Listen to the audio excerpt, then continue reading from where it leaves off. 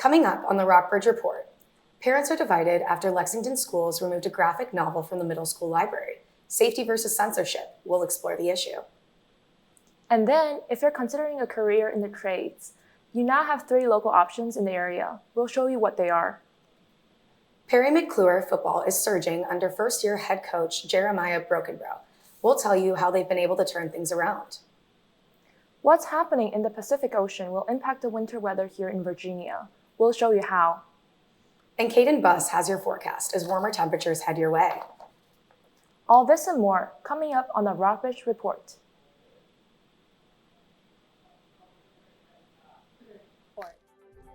Live from the campus of Washington and Lee University with news from Rockbridge County, this is the Rockbridge Report. Welcome to the Rockbridge Report. I'm Jasmine Zhang. And I'm Liz Trubeck. Lexington City Schools removed a book from Lilburn Downing Middle School last week. The school cited its sexually explicit content, but some parents say that wasn't the only issue. Luke Fountain reports. Lizzie Brayman was outraged when she heard about Kiss number 8. She sent a letter to the school board in early September demanding it be removed. She asked that we not film her interview, fearing retaliation against her kids. It was highly sexualized language, highly sexualized imagery, and then it also brought in a religious aspect as well. And I certainly wouldn't want my children to see that kind of thing at this age.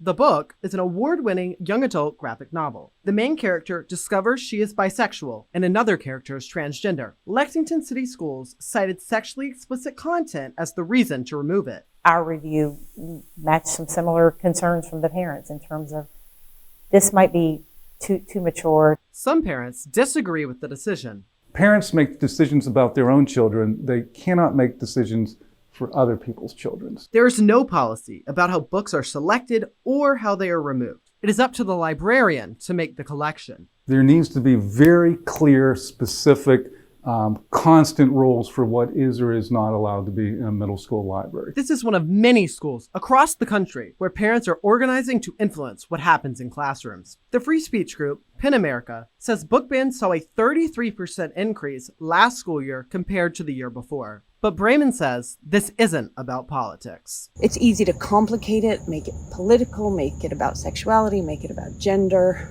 And that's not really my point. Those are issues that I want my child facing when they're older.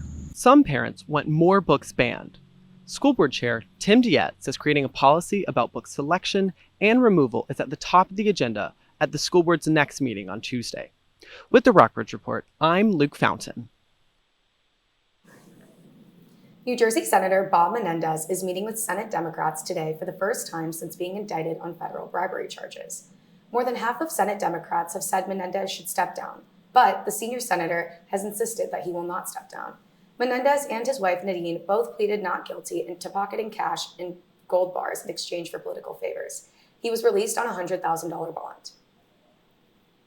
The United Auto Workers Union will announce tomorrow how it plans to expand its strike against Ford, General Motors, and Jeep maker Stellantis. Union President Shawn Fain says negotiations are moving slowly, and the union would add more facilities to the strike to turn up the pressure. The union went on strike September 14th when it couldn't reach agreement on new contract with Detroit's 3 automakers. 7 presidential candidates faced off Wednesday night for the second Republican presidential debate. And once again, former President Donald Trump skipped the event entirely.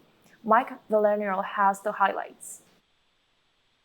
As 7 GOP presidential hopefuls took the stage at the Ronald Reagan Presidential Library Wednesday night, the party's frontrunner was once again absent. Donald Trump is missing in action. He put $7 trillion on the debt.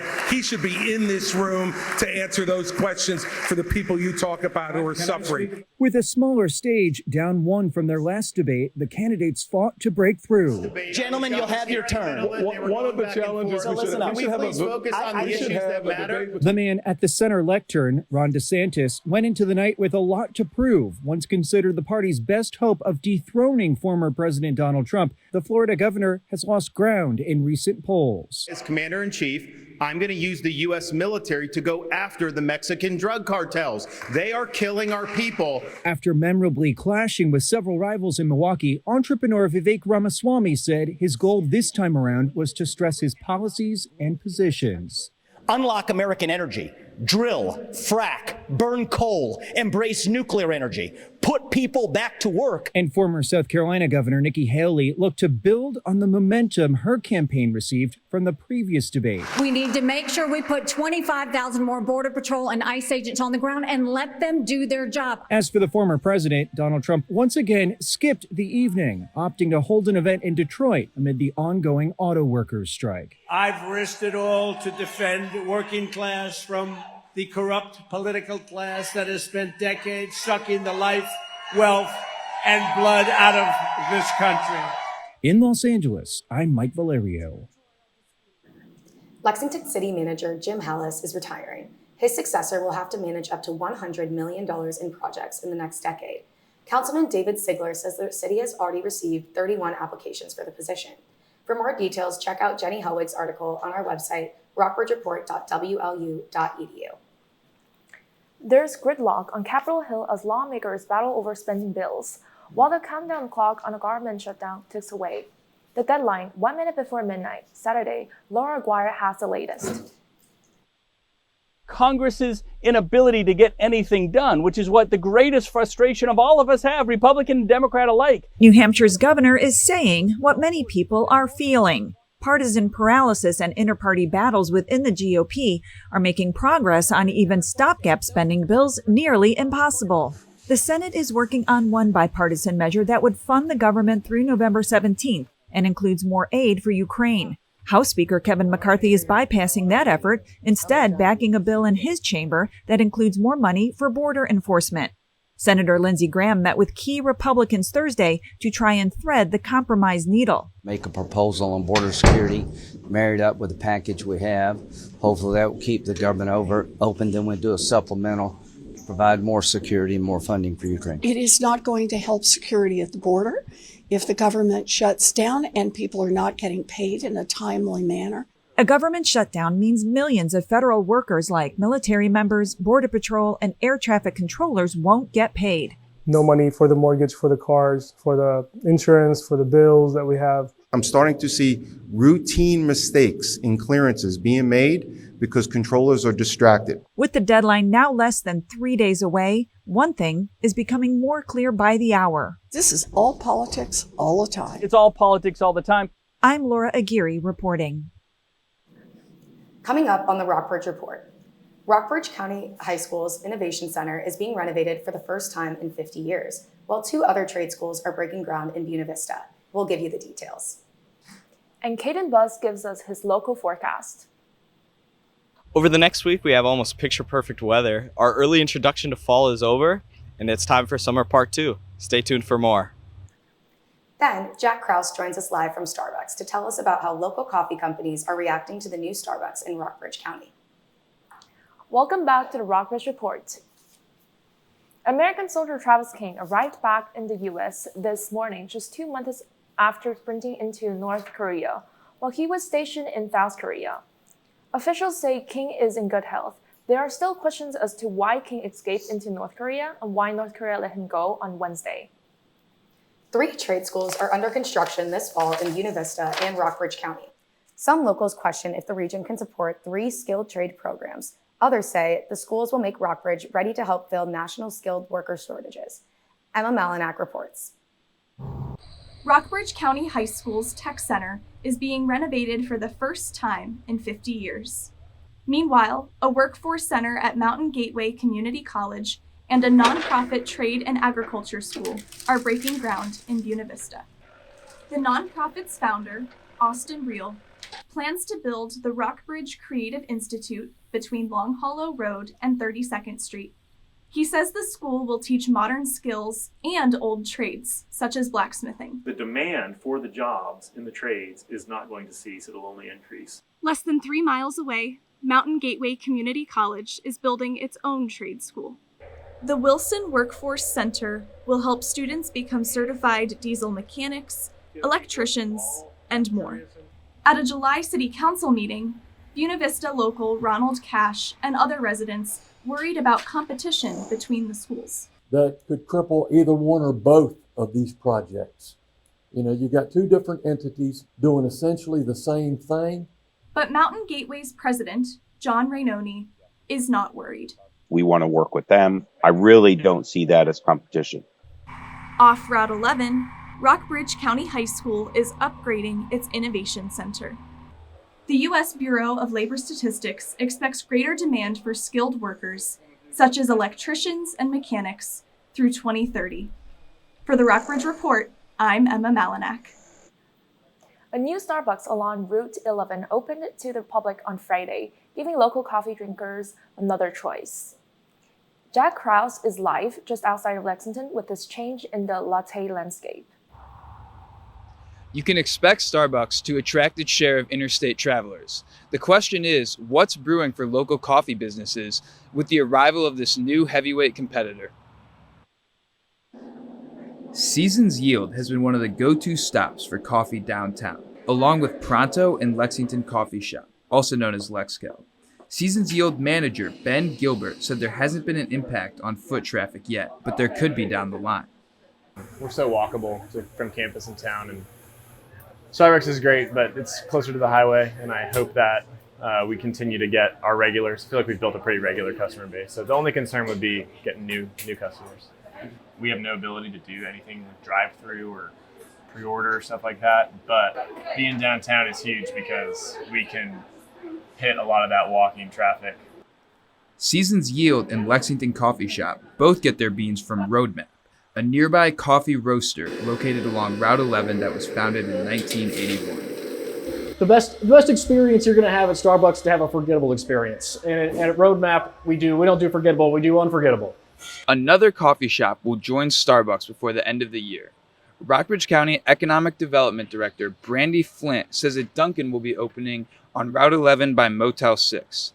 Dunkin' wasn't available for comment, but a Starbucks spokesperson said they chose the location on Route 11 to better meet the needs of their customers.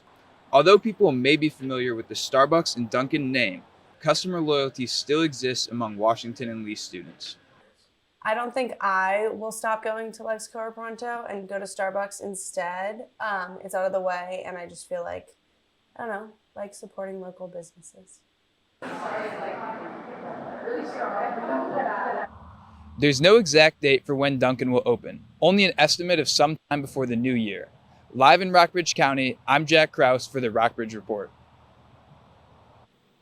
Thank you, Jack. Coming up, Caden Buss will give you his forecast of the area, which shows sunny days and promising temperatures coming to Rockbridge County in the next few days. And after the break, find out what new business in Lexington could help local residents find cheaper and more sustainable clothes to shop for. And still to come, Perry McClure football is off to a 3-1 start after a disappointing 2022 season. We'll tell you how they're doing it. Welcome back to the Rockbridge Report. Consumers looking for recycled clothing have more shopping options in Lexington. Violet Consignment recently opened on Nelson Street. This reflects a national trend as shoppers want to save money and practice sustainable habits. For more on Freely Williams' story, visit our website, rockbridgereport.wlu.edu. Looks like we're finally getting some much-needed sunshine in Lexington. Yes, it has been very cloudy and gloomy. Hope Kaden has some good news on the weather. Thanks, guys. Before we get into local news, an El Niño winter is headed our way. It's a natural warming of the Pacific Ocean along the equator. El Niño has the potential to upend our already wild winter weather expectations. Mike Valerio has a brief breakdown of what may be in store for us. This year, scientists are watching a rapidly developing and strengthening El Niño event. It's a natural climate pattern, typically every 2 to 7 years, bringing warmer than average sea surface temperatures to the equatorial Pacific Ocean. That warming can influence our winter weather. The effects of El Niño are pretty pronounced across a lot of the continent and really a lot of the world. Dr. Daniel Swain, a UCLA climate scientist, explains El Niño is not just a Pacific story. The phenomenon typically leads to warmer and drier conditions in northern sections of the U.S., with cooler and wetter weather across southern stretches of the country. After California endured a winter of relentless atmospheric river systems, El Niño likely means more winter storms this coming January through March could be on the way. I think there is a tilt in the odds towards a wetter than average winter, especially in southern and central California, as well as other parts of the interior southwestern U.S. Dr. Swain adds El Niño could mean an unusually dry winter in the Pacific Northwest and Hawaii, where we've seen wildfires like the devastation in August in Lahaina. But a curveball in this year's El Niño predictions, how the abnormally warm water across the rest of the world's oceans could change how El Niño impacts us. The global oceans outside of the El Niño zone in the tropics are also extremely warm. And so that combination is something we haven't seen before. I'm Mike Valerio reporting. Now, here's a live shot of Route 11, picture perfect weather in Lexington. Now let's take a look at some current conditions. Today's high is 74, so no need for AC. Today's low is 55. The barometric pressure is 30 and 1900 inches of mercury. Today's wind, you won't want to be doing any kiting at 3 miles per hour. The humidity is pretty comfortable at 52%. Here's the radar and there's in sight, no showers in sight. Now let's look at some regional temperatures. Lexington, Stanton, and Buena Vista are sunny and 69. Charlottesville and Lynchburg at 72 and 71 respectively and sunny. But then over here in Covington and Roanoke, you have some clouds, 60 in Covington and 70 in Roanoke. Today's the 5-day forecasts are tomorrow 77 and 79 on Saturday, both cloudy. And then you come to Sunday, Monday, and Tuesday, all pretty much picture perfect days, 79, 82, and 81, all sunny. Back to you, Liz. Thank you. Coming up next. No, the rebound, it's in! Apostolo! Washington Lee men's soccer had an up and down week. We'll walk you through both sides of it. And Merriam-Webster added 690 new words to its dictionary. We'll tell you the most interesting words you can add to your vocabulary, if you dare. Welcome back to the Rockbridge Report. It was quite the exciting weekend here in Lexington. Jasmine, were you able to make it to any games? Yes, I went to the men's soccer game. It was really exciting. What about you? I was able to make it to the field hockey game, and even though it was raining, it was still pretty awesome. I think I might have seen Bella there too, right? You sure did. It was a record-breaking weekend for VMI men's soccer, but first let's take a look at our own Generals. Washington and Lee men's soccer fell to Roanoke 3-2 last night in a rematch of last year's ODAC championship game. The Generals' last win came on Saturday when the team scored 2 goals in the last 65 seconds to stun Shenandoah. Mackenzie Kane was there. Good afternoon, everyone. I am here in Washington and Lee's Watt Field, where the Generals men's soccer team just defeated Shenandoah University 2-1. Joining me here on field is head coach Michael Singleton. Coach, the only phrase I can use to describe this game is a roller coaster. Can you just tell me what emotions you experienced on field today? Well, I'd say from the start, extreme frustration, sort of bewilderment, and then as the game kept going on, more excitement, more hope, more optimism, and then finally just elation. So the full gamut from start to finish. The boys are the cardiac kids. They make us earn every second that we're on this field. Coach, we experienced, like you said, a little bit of frustration. Some of those shots on goal just were not falling. And in the last 65 seconds, the team was able to score 2 goals to not only tie, but then take the lead and finish it out in the last 8 seconds. Can you describe what that moment felt to you, that moment when that last ball officially hit the back of the net? But it's just, I give credit to the guys because they just kept pressing and working hard, and they believe in themselves. And right to get that goal with 8 seconds left just shows that, you know, they believe they could win this game right until the last second. And they definitely pulled it off in dramatic fashion and made us all extremely happy. Appreciate your time, Coach. And signing off, I am Mackenzie Kane with the Rockbridge Report. Last night's loss was the first game the Generals have dropped a home conference game in the regular season since 2017. W&O women's soccer tied Shenandoah 2-2 last night in Lexington, with all 4 goals being scored off corner kicks in the second half. The football team will take their 2-1 record to Averett on Saturday to begin conference play. The VMI Cadets got their second win of the football season this past Saturday after erasing an early 7-0 deficit on a day when rain and bad weather turned the game into an old-fashioned slugfest. The VMI men's soccer team also won this past week by scoring 5 goals Tuesday night, which is the most they have scored in a game since 2004. The Perry McClure varsity football team is already surpassing expectations this season. The team came out big in a recent blowout win against Mountain View. Steph Shigalori has more on why they're seeing success. When we win, it's fun, but when we lose, it ain't. And we've been winning a lot this year, so it's been a pretty good year so far. That's right. The Perry McClure High School varsity football team is off to a hot 3-1 start this season, coming off a losing record last year. The team hopes to continue its momentum through and beyond the regular season. Make playoffs. I think that'd be pretty doable. Making playoffs. Want to go to the playoffs, hopefully. I just hope we go as far as we can in the playoffs. Head coach Jeremiah Brokenbrough is the third the team has had in 3 years. He's helped the team become a more united front, which has translated into their play. Our goal was just to make this the kids' team. You know, this is their team. We're just going to lead them in the best direction possible. Last year, we didn't have a lot of structure. A lot of kids doing what they wanted to, not a lot of teamwork. This year we got Coach Brokenborough behind us, keeping everybody straight, keeping everybody together, playing as a team a lot better this year. Coming to a football team didn't have a lot of success last year. You know, it was a lot of animosity between the team. It was an interim football coach, you know, and there's never really an identity set, I don't think, last year. I mean, some great group of guys that were coaching, but it was just never really, they really never gelled together and come together as a group. We wasn't much all friends. We argued a lot. This year we're all close. We don't argue at all, get in fights, nothing. Now, Brokenbrough is focused on instilling a mentality of perseverance in his team. The Fighting Blues will be on the road this Friday to face Fort Chiswell at 7 p.m. Brokenbrough expects it to be a good physical matchup for his team. From Buena Vista with the Rockbridge Report, I'm Steph Chigalori. The Rockbridge County varsity volleyball team rolled through Spotswood 3-0 last week to remain a perfect 12-0 on the season. They face off at home versus William Monroe tonight at 7. The varsity football team fell to Broadway High School last weekend, but will travel to East Rockingham tomorrow night in search of their first win this season. That's all for sports. Back to you, Liz. Thanks, Bella. The English language is bussin'. That's why new words are being created, according to Merriam-Webster. The dictionary released its list of words that made it into the dictionary this year. 690 new words, acronyms, and definitions have been added to the pages of the book. And yes, bussin' is one of them. The slang word is an adjective meaning extremely good or excellent.